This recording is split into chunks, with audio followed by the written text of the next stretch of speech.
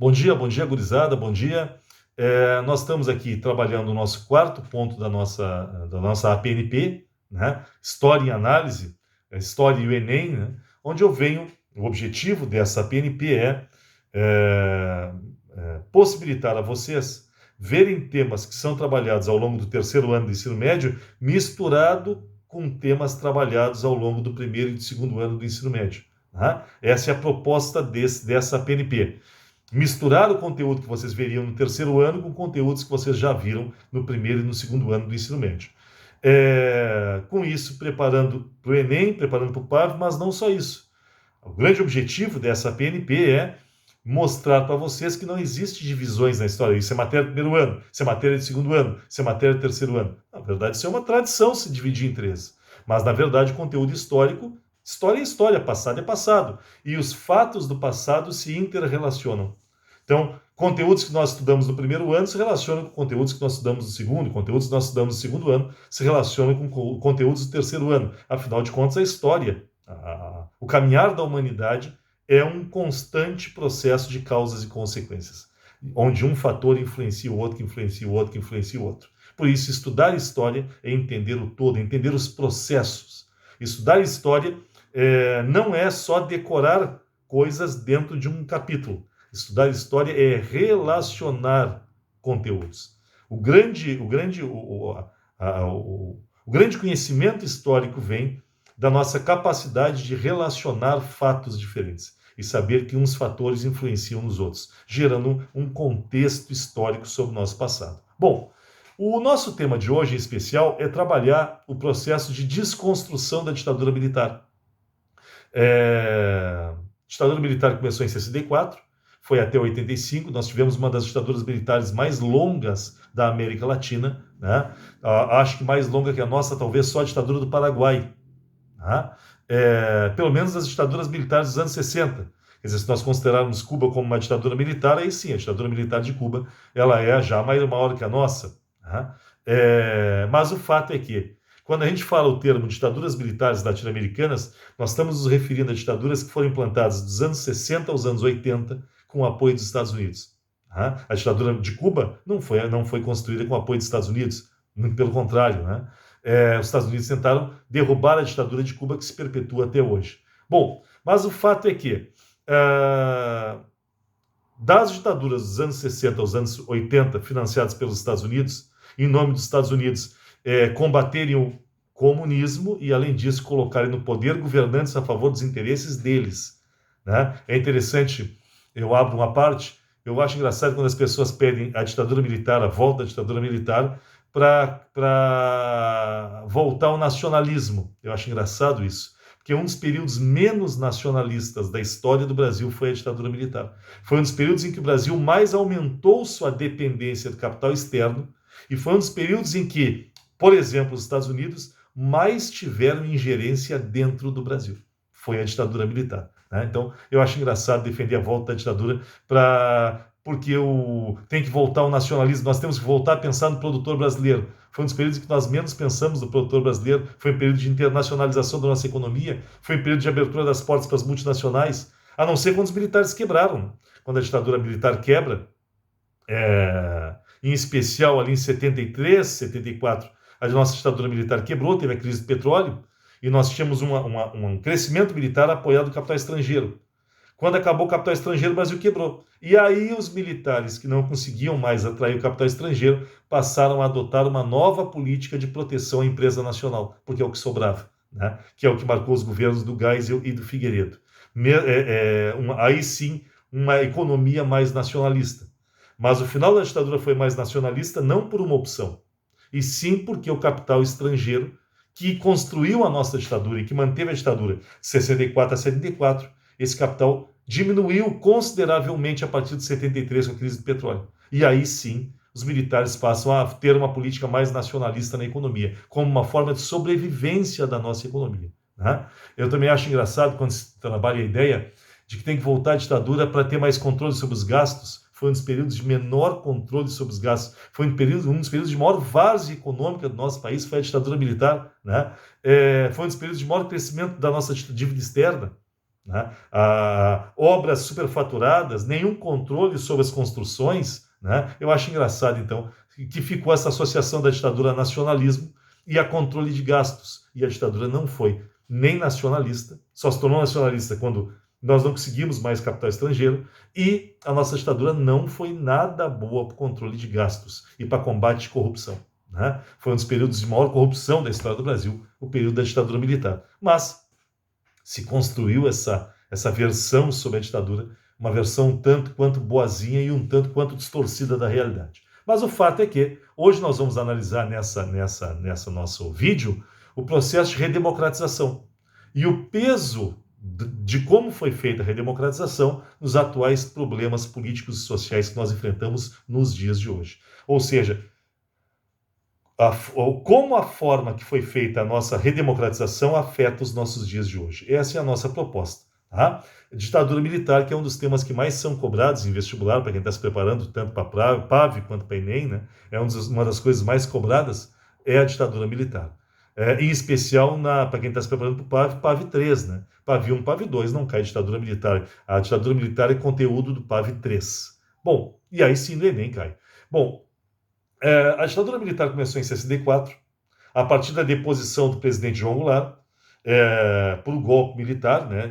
Entre 31 de março e 1º de abril de 64, é dado o golpe militar. João Goulart, um presidente que incomodava as elites brasileiras e os setores mais conservadores. Incomodava as elites principalmente por causa das reformas propostas por João Goulart. João Goulart que não foi eleito presidente, ele foi eleito vice-presidente. Então ele não foi eleito, porque vice vem por causa do presidente. Na década de 60, não. Na década de 60 se votava 2 vezes. As pessoas votavam para presidente da República e votavam para vice-presidente da República. Foi eleito presidente da República Jânio Quadros em 1960. E foi eleito vice-presidente da República João Goulart. João Goulart concorreu a vice-presidente e ganhou. Jânio Quadros concorreu a presidente e ganhou. Inclusive, eles não eram da mesma chapa e não tinham o mesmo pensamento.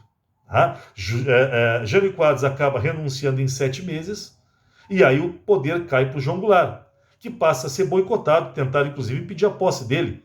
João Goulart só assumiu porque teve um movimento armado em defesa da posse dele, começou aqui do Rio Grande do Sul, chamado Movimento ou Questão da Legalidade, que pedia que se cumprisse a lei. Se o presidente renunciou, o vice tem que assumir.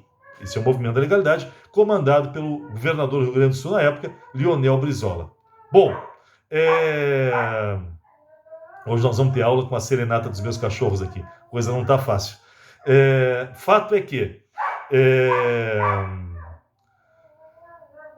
o João Goulart ele assume em 61 com a renúncia de Jânio Quadros e propõe as chamadas reformas de base, com 5 reformas principais. Primeira reforma educacional, limitação das escolas privadas e estímulo à escola pública. Essa é a reforma educacional. Reforma eleitoral, combate às fraudes nas eleições. Reforma bancária, limitação dos juros cobrados pelos bancos e limitação dos lucros dos bancos. Reforma tributária, taxação sobre ricos para financiar projetos para os mais pobres. E a 5ª reforma, mais polêmica, reforma agrária. Educacional, eleitoral, bancária, tributária e agrária. Essas 5 reformas estavam dentro do chamado Plano Trienal de Desenvolvimento, que foi proposto ao João Goulart pelo ministro Celso Furtado e que foi considerado um plano à esquerda demais. Reformas à esquerda demais. Reformas que incomodaram os grandes empresários, que não queriam a limitação dos seus lucros, nem queriam pagar impostos para financiar projetos para os pobres. As reformas de base ainda incomodaram os grandes proprietários rurais, que ficaram incomodados com a proposta da reforma agrária. As reformas de base incomodaram as escolas particulares, que não queriam ter seu lucro afetado pelo estímulo à escola pública. As reformas de base incomodaram as elites brasileiras, que consideraram essas reformas coisa de comunista, né? E o medo do comunismo nos anos 60 era muito forte. Afinal de contas, em 59, Cuba tinha feito sua revolução. E em 60, 61, Cuba tinha se tornado socialista. Resultado, havia um medo generalizado dentro do Brasil de que o Brasil virasse uma nova Cuba. Principalmente sob o comando de Brizola, né, que era um grande líder de esquerda dos anos 60, 50, 60, e se tinha muito medo de Brizola. Além disso, Brizola e João Goulart apavoravam porque defendiam direitos trabalhistas. a extensão dos direitos trabalhistas criados por Getúlio, o Brizola e João Goulart defendiam que se estendessem os direitos trabalhistas. E isso incomodou as elites brasileiras, né? Porque dar direito para trabalhador nos anos 60 também era considerado coisa de comunista. Vocês imaginem o seguinte, se hoje, em 2020, que não existe mais comunismo, né, as pessoas têm medo do comunismo, né? Vocês imaginem nos anos 60, quando havia a União Soviética de pé ainda, né? O medo que havia de que o Brasil se tornasse de esquerda, né? E é claro que esse medo do comunismo foi muito bem trabalhado pelas nossas elites, foi muito bem trabalhado pelos Estados Unidos, foi muito bem trabalhado pelos jornais de direita do Brasil, que criaram esse clima nacional de medo do comunismo. Bom, fato é que, em nome do perigo comunista, a Igreja Católica, os setores conservadores, os movimentos de defesa da família, a imprensa, a grande imprensa, a Ordem dos Advogados do Brasil, todos esses setores se uniram, os grandes empresários, os pequenos empresários, todos eles se uniram em torno das Forças Armadas e passaram a ver no Exército a força de salvação contra o comunismo no Brasil. Forças Armadas que estavam ganhando poder desde o governo de Dom Pedro II, quando o nosso Exército venceu a Guerra do Paraguai, e surgiu lá na Guerra do Paraguai a ideia de que o nosso Exército deveria se meter na política brasileira. Afinal de contas, graças a uma ideologia chamada de positivismo, se tinha a ideia de que o futuro do Brasil viria da manutenção da ordem. O futuro do Brasil viria através da manutenção da ordem. Afinal de contas, o progresso vem com a ordem. Ordem e progresso, lema da bandeira do Brasil, que é um lema positivista. Logo, é preciso ordem para que haja progresso. E para que exista ordem, é preciso a mão dura do Exército, a mão forte das Forças Armadas. E as Forças Armadas deveriam guiar o povo brasileiro, conduzir o povo brasileiro pelo caminho da ordem que nos levaria ao progresso. Isso surge lá na Guerra do Paraguai, é um dos motivos do nosso Exército ter proclamado a República e é um grande motivo do Exército se meter na política brasileira desde então o tempo inteiro. E, em geral, apoiando atitudes autoritárias. Né? O nosso Exército ele não é historicamente um grande baluarte da democracia, né? Não é uma grande base da democracia. Fato é que o nosso Exército apoia a proclamação da República, que veio por um golpe militar. O nosso Exército apoia a Revolução de 30, que leva Getúlio ao poder. Nosso Exército passa a participar de diversas tentativas de golpes ao longo da história do Brasil, até que em 64 as Forças Armadas tomam o poder, né, e vão governar o Brasil durante 21 anos. É claro que as Forças Armadas representaram, de 64 a 85, uma ampla parcela da sociedade brasileira. Nenhuma ditadura se faz sem apoio popular. E é claro que a ditadura militar do Brasil, ela representou o apoio a amplos setores da sociedade brasileira. Dentro da nossa ditadura militar, o período mais rico e mais cobrado em prova é o período que vai de 69 até 73. Esse é o período mais próspero da ditadura militar e mais cobrado em prova. Esse período é chamado de milagre econômico, que vai de 69 a 73. O chamado milagre econômico, sob o comando de um bageense, sob o comando de Emílio Garrastazu Médici. Né? É o período de maior crescimento econômico do Brasil, um crescimento econômico que se dá graças a grandes obras, a Transamazônica, a Ponte Rio-Niterói, né? Então, grandes obras, muita propaganda a favor da ditadura, através dos meios oficiais. A censura estava no máximo da sua atuação, já tinha o AI-5, desde 68, do governo do Costa Silva já tinha o AI-5, que fechou os caminhos democráticos do Brasil, praticamente impedindo manifestações contra a ditadura. Então havia um controle da mídia e uma propaganda a favor da ditadura, uma propaganda a favor da economia. Então se escondiam, por exemplo, os índices de inflação e se aumentavam os índices de crescimento econômico. Por isso se tinha a impressão de que o Brasil crescia ainda mais do que crescia. Então nós tínhamos grandes obras, manipulação de dados econômicos, nós tínhamos, para estabelecer o milagre, muito capital externo, que era facilitado porque os países que estavam trazendo suas multinacionais para cá, com um monte de beneficiamentos dados pelo governo do Médici, para as multinacionais virem para cá, e em contrapartida esses governos facilitavam o crédito para o governo brasileiro. E com isso, o governo conseguia muito dinheiro emprestado, o que aumentava o crescimento do Brasil. E a dívida externa aumentando junto, mas não tinha quem denunciasse, né? Então, a ditadura fingia que não estava havendo endividamento e só se beneficiava de pegar esse capital estrangeiro facilitado para o Brasil. Então, nós temos crescimento econômico, que a gente chama de milagre econômico, baseado em capital externo, manipulação de dados econômicos e grandes obras. Além disso, uma marca do chamado milagre econômico é o ufanismo. O que é isso? Usando uma expressão bem popular, né? O ufanismo é um nacionalismo babaca, um nacionalismo chulo. É o Brasil, ame-o ou deixe, o outro aceita a ditadura, vai-te embora do Brasil. Aquela outra frase, ninguém segura este país. E aí se estimula o nacionalismo dentro da ideia de que para ser nacionalista tu tem que ser a favor da ditadura. Quem não é a favor da ditadura não é nacionalista, né? Vejam que está voltando essas coisas hoje. E hoje em dia, de novo, nós temos um presidente militar que trabalha com a ideia de que nacionalista é quem apoia ele, né? Tanto que hoje, tu andar com a camisa da seleção brasileira ou andar com a bandeira do Brasil se tornou sinônimo de apoiar o presidente Bolsonaro, né? Porque ele dominou, ele personalizou para ele o símbolo nacional da bandeira, né? A bandeira do Brasil se tornou um símbolo de propaganda do presidente Bolsonaro. Bom, fato é que os militares trabalharam muito bem essa questão do nacionalismo e de que ser nacionalista era ser pró-ditadura. Dentro desse contexto, pessoal, o futebol vai ser muito usado como símbolo de nacionalismo.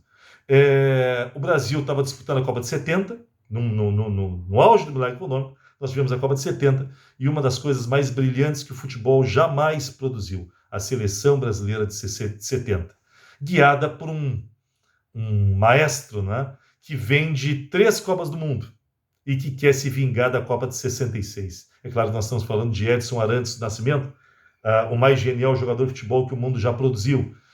Infelizmente perdemos outro gênio do futebol esta semana, Diego Armando Maradona, brilhante, extraordinariamente brilhante. Mas, para vocês terem uma ideia, Pelé ganhou 3 Copas, Maradona ganhou 1.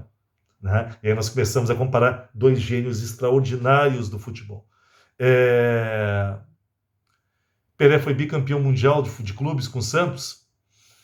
Pelé, e aí eu vou começar a dizer coisas de Pelé que vão tornar Pelé incomparável. Isso fora os mais de 1000 gols que ele marcou. Mas marcou gol porque ele contava até gol nas Olimpíadas do Exército ele contava. Mas ele não fez 1000 gols, ele fez 1200, lá vai cacetada de gols, né?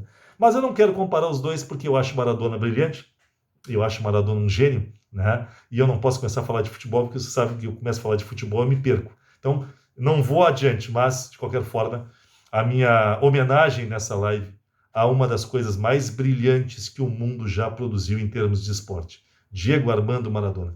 Extraordinário. Bom, mas o fato é que, voltando para a Copa de 70, não era só Pelé, né? Pelé queria se vingar da Copa de 66, o Brasil perdeu a Copa de 66 na primeira fase, porque quase mataram o Pelé de tanto pontapé que deram nele na Copa de 66, principalmente no jogo do Brasil contra Portugal, na fase eliminatória, em que Pelé foi caçado. Para quem diz que no tempo de Pelé ninguém batia, era um futebol inocente, vejam os vídeos do jogo Brasil contra Portugal na Copa de 66 e vejam o que fizeram com Pelé na Copa de 66. Tiraram ele na partida contra Portugal de tanto pontapé que deram no Pelé. Bom, o Brasil perde a Copa de 66 e Pelé vai para a de 70 para se vingar. E ele tem ao lado dele Tostão, Gerson, Rivelino, ele tem Jairzinho, furacão da Copa, seleção inacreditável. Carlos Alberto Torres, o nosso capitão, o capitão, que fez aquele gol extraordinário na final. A final foi 4-1 contra a Itália. Sim, já houve uma época em que a gente ganhava de 4-1 contra da Itália. Nós não perdíamos 7-1 da Alemanha. Houve uma época em que a gente fazia 4-1 na Itália. E aí eu convido para quem gosta de futebol, para quem gosta de esportes, porque é um marco do esporte a Copa de 70, vejam os gols da seleção brasileira na final de 4-1 contra a Itália, em especial o 4º gol, em que o Pelé rola a bola para o Carlos Alberto Torres, e o Pelé, procurem notar, vocês estão vendo, começo a falar de futebol, começo a me emocionar. Vejam como o Pelé rola a bola para o Carlos Alberto chutar e ele não olha, porque aquela seleção era tão grandiosa que o Pelé sabia que o Carlos Alberto estaria correndo naquela posição e chutaria aquela bola. Olhem a cena e olhem como o Carlos Alberto chuta a bola para o 4º gol da seleção brasileira. É algo magistral. A Copa de 70 é aquela Copa dos lanches mágicos, como aquela tentativa do Pelé de fazer gol do meio do campo, aquela outra que o Pelé dá uma meia-lua no goleiro, na verdade o Pelé não dá meia-lua, a bola dá uma meia-lua no goleiro. Olhem os lances disso aí. É aquela Copa que o Pelé cabeceia para baixo, de cima para baixo, e o goleiro da Inglaterra, Gordon Banks, faz o que é considerado a maior defesa de todos os tempos. Olhem os lances. Então, o que isso tem a ver com a ditadura? Tudo. Porque o Médici usa a Copa de 70 para estimular o apoio ao governo dele. Médici diz que o sucesso daquela seleção é fruto da ditadura militar. Afinal de contas, a ditadura, segundo a visão de Médici, é algo tão grandiosa, a ditadura é algo tão importante, ela deu segurança, ela deu estabilidade para o povo brasileiro, que até o futebol usufruiu do benefício da ditadura militar. A grandiosidade da ditadura era a grandiosidade do futebol brasileiro era a demonstração da grandiosidade da ditadura militar. Tanto que quando os brasileiros voltaram da Copa de 70, do México, não é? Trazendo a taça Jules Rimet, que depois foi roubada e derretida, porque ela era feita de ouro maciço, coisas do Brasil. Quando o Brasil volta com a Copa de 70, qual é o primeiro brasileiro a segurar a taça Jules Rimet quando ela chega ao Brasil? O presidente Médici, que vai fazer um discurso associando a ditadura ao futebol. Tudo isso faz com que se tenha muita esperança no Brasil dos anos 70. E isso tudo é chamado milagre econômico.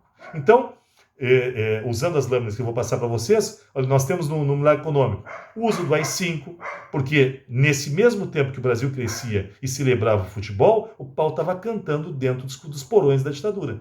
Foi a fase mais violenta da ditadura. Foi a fase com maior tortura, com maior número de desaparecimentos, com maior violência contra os direitos humanos. Só que os brasileiros não viram isso, porque estávamos celebrando o futebol e estávamos celebrando o crescimento econômico do país.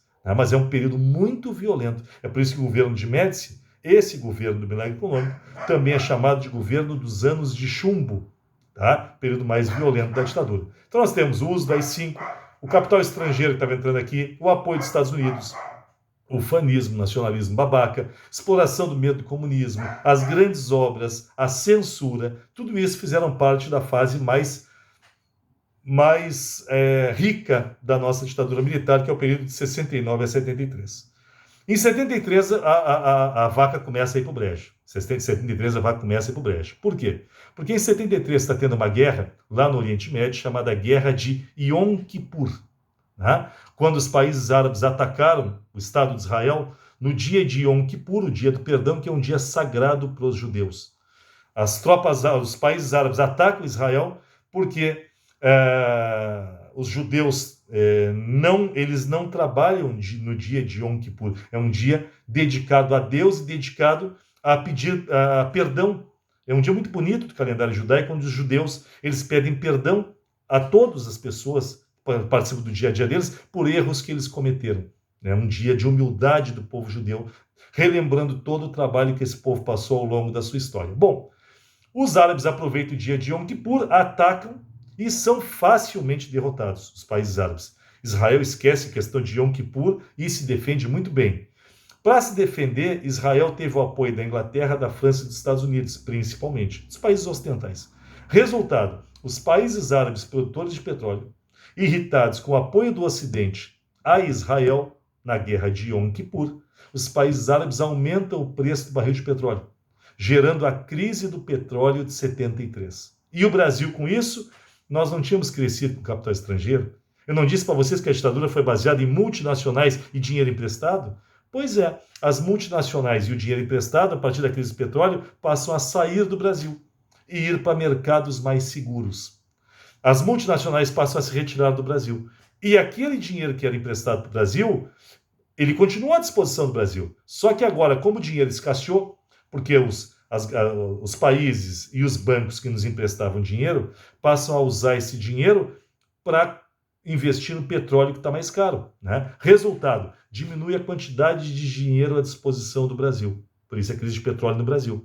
Diminui a quantidade de dinheiro externo à disposição do Brasil. E com isso nós acabamos com o milagre econômico e entramos na crise econômica.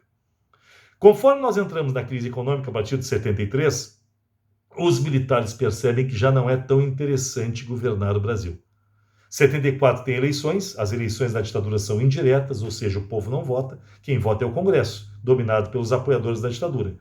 É eleito Ernesto Geisel, aqui de Bento Gonçalves, eleito presidente da República. Aliás, dos 5 presidentes da República, 3 eram gaúchos, né?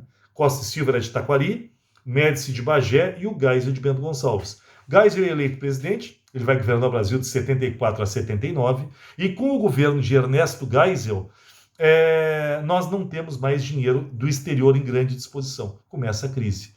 Conforme começa a crise, Geisel propõe uma abertura, ou seja, um processo de redemocratização. Só que Geisel faz uma proposta.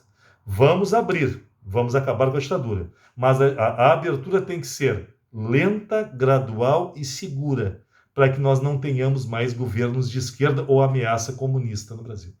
E aí começam os problemas da nossa abertura, porque ela vai ser gradual e segura, ou seja, nós não vamos punir os militares que fizeram tortura durante a ditadura. Até hoje eles não foram punidos. Ninguém do Exército foi punido pelo que fez durante a ditadura militar. Né? Quer dizer, quem participou de tortura, quem participou dos desvios, quem participou de corrupção, porque a ideia foi, a partir da abertura, o passado ao passado pertence. E aí nós começamos os problemas até hoje, porque não houve punição e com isso a sociedade não soube o que houve de verdade durante a ditadura militar. Tá? Além disso, o Geisel ficou numa encruzilhada, o presidente Geisel, né? Continuamos as obras e continuamos pegando dinheiro com juros altíssimos que está agora, ou diminuímos as obras, diminuímos os gastos e nos preocupamos em organizar a nossa economia. Essa era a encruzilhada do presidente Geisel, que vai governar de 74 a 79. E qual é a solução que Geisel chega? Sem grandes obras, a ditadura não se mantém. Vamos manter as obras e vamos nos endividar de vez no exterior. Mas nós temos que garantir a continuidade da ditadura. Sabem essa dívida externa que nós temos hoje, que é impagável? Sabem essa dependência externa que nós temos hoje? Sabem essa ingerência dos Estados Unidos dentro do Brasil? Consequência da ditadura militar e da forma como os militares construíram a sua saída do poder. Os militares, entre organizar nossa economia ou desorganizar a economia e manter a visão positiva sobre a ditadura, eles escolheram desorganizar a economia e manter uma visão positiva sobre a ditadura. Resultado, crise econômica se espalha pelo Brasil, mas durante a ditadura as pessoas vão continuar não percebendo, porque a imprensa vai estar amordaçada. Sabe quando é que nós vamos colher os frutos da escolha da ditadura de continuar crescendo, se endividando de vez? No governo do Sarney. Quando o Brasil vira uma baderna, Sarney foi o primeiro presidente pós-ditadura. Tá? Bom, o que mais? Um outro fator que afeta a nossa ditadura e faz a nossa ditadura se encaminhar para acabar foi a diminuição do apoio dos Estados Unidos. Principalmente durante o governo de um pastor que vira presidente dos Estados Unidos, que era muito envolvido com direitos humanos. Um cara chamado Jimmy Carter, né? Presidente Jimmy Carter, que vai governar os Estados Unidos de 77 a 81 e que, até pela questão de ser um pastor, de ser um evangélico muito atuante, o Jimmy Carter ele retira o apoio dos Estados Unidos a governos militares, a governos autoritários, a ditaduras. E Jimmy Carter passa a pressionar o Brasil para encaminhar um processo de redemocratização. Os militares até aceitam encaminhar o processo de redemocratização, desde que seja de acordo com a visão militar do que seja redemocratização. Não é à toa que os militares diziam que estavam redemocratizando, mas, ao mesmo tempo, grupos dentro do Exército passam a radicalizar a tortura e os desaparecimentos. É a chamada linha dura do Exército. Grupos militares que passam a entender que não é hora de democracia e não é hora do Exército sair do poder. Vamos barrar a democracia, aumentando a tortura, aumentando a censura. E aí nós temos a linha dura do Exército e alguns assassinatos inacreditáveis que vão ocorrer nesse processo de redemocratização, como é o caso do operário Manuel Fiel Filho e é o caso do jornalista Vladimir Herzog, que é morto sob tortura e é produzido uma farsa de que ele teria se suicidado com o seu cinto. Né? Se vocês olharem a imagem de Vladimir Herzog, como ele se suicidou, segundo a versão militar, está no material que eu vou colocar à disposição de vocês. Procurem notar que Vladimir Herzog está com as pernas no chão. Pessoal, não dá para se enforcar com as pernas no chão, porque para se enforcar tem que ter uma distância, o pêndulo, para que gere o deslocamento. Né? Olhem a foto do Herzog e olhem a farsa que foi o tal suicídio do Herzog. né? Na verdade, o Herzog morre sob tortura, até porque ele tinha o corpo todo machucado, marcas no rosto de cigarro, de charuto, né, que era usado muito para tortura, queimar as pessoas, marcas no corpo inteiro de espancamentos, né? A não ser que ele tenha pego-se enforcado com seu cinto, agarrado às pernas para conseguir fazer o pêndulo e se jogado contra as paredes para ficar com tanta marca como ele ficou, né? O fato é que tudo isso são pressões de grupos dentro do exército que não queriam a volta à democracia ou queriam a volta à democracia desde que fosse nos moldes que os militares queriam, tá? Eu estou com 30 minutos, estou fechando a primeira parte da nossa aula de hoje, estou colocando no YouTube, só para não ficar pesado demais, vocês poderem ver em duas partes os vídeos, tá? E eu vou precisar de mais uns 20 minutos. A nossa aula de hoje, nossa PNP de hoje, vai durar uns 50 minutos, tá? Então estou fechando aqui, colocando no YouTube e volto para mais 20 minutos para nós fecharmos o tema.